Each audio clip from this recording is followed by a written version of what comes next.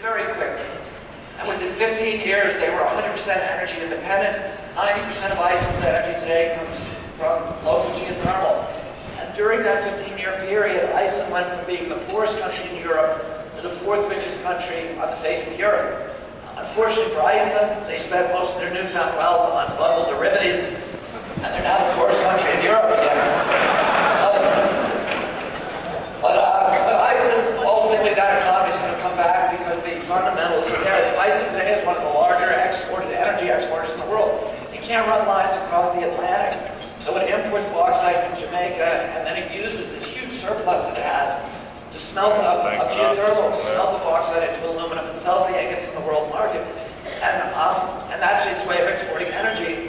You know, Iceland, even a year ago, 20 years ago, there's no country in the world that would have considered relocating to Iceland. But even a year ago, there were hundreds of companies lined up to relocate there because of the cheap, clean, abundant energy and the high quality of life that accompanied it.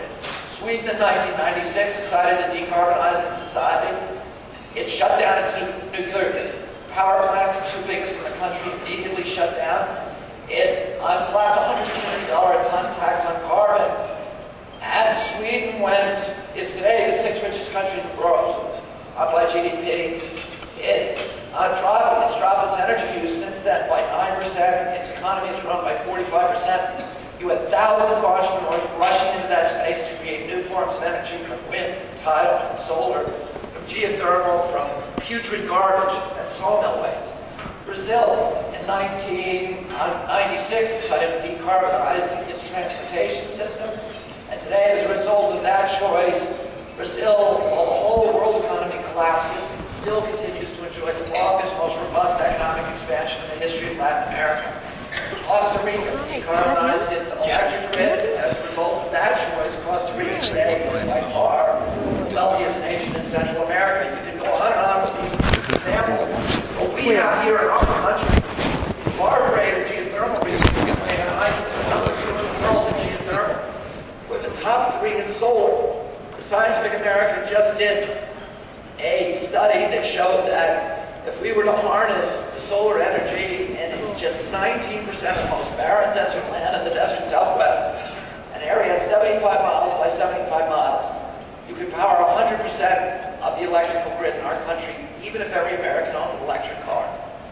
We have the best wind in the world. The Midwestern states, the Great Plains states, the Saudi Arabia wind. North Dakota is the windiest place on Earth at sea level. We have enough wind in North Dakota, Montana, and Texas to provide 100% of the energy needs of our country. So we have this extraordinary cornucopia of renewable resources. And today, we have a government that is intent on harnessing them. And I spent the afternoon yesterday with Rahm Emanuel, with Nancy Sutcliffe and the heads of the staff of CEQ. I had an extraordinary meeting about a couple of months ago with Stephen Chu, Lisa Jackson, Ken Salazar, and with Harry Reid and Bill Clinton and Al Gore. It was a small breakfast meeting. Tim Worth was there,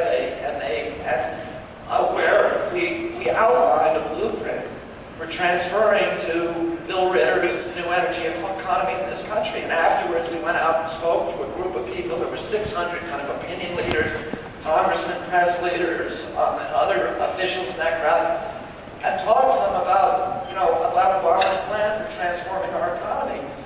And afterwards, Carl Pope, who was an old friend, the head of Sierra Club for 25 years, came up to me and he was just aglow. And he said, the last time I heard people talk like that was at the free speech zone of the Republican National Convention just before the police arrested us.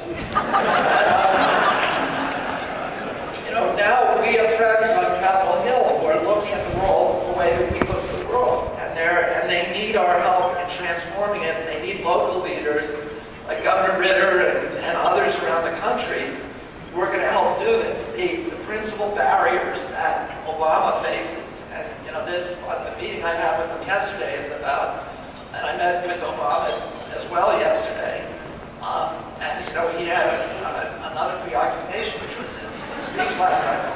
But what they've assured us, what they've said to us, is this: as soon as we get this healthcare deal, we're turning all our attention to creating a new energy economy in this country, because we see this as the way, as the path to permanent prosperity and sustainable prosperity for our nation. And they're right. The big obstacles that they face to harnessing these new forms of energy are, number one, the